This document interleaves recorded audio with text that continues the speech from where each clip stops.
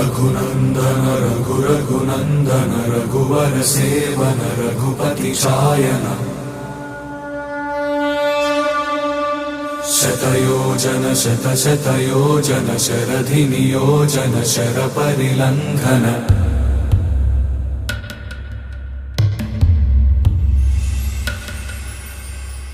रघुनंदन रघुनंदन रघुवर seven Raghupati चायन शतयोजन शतशतयोजन शरधि नियोजन sir परिलंघन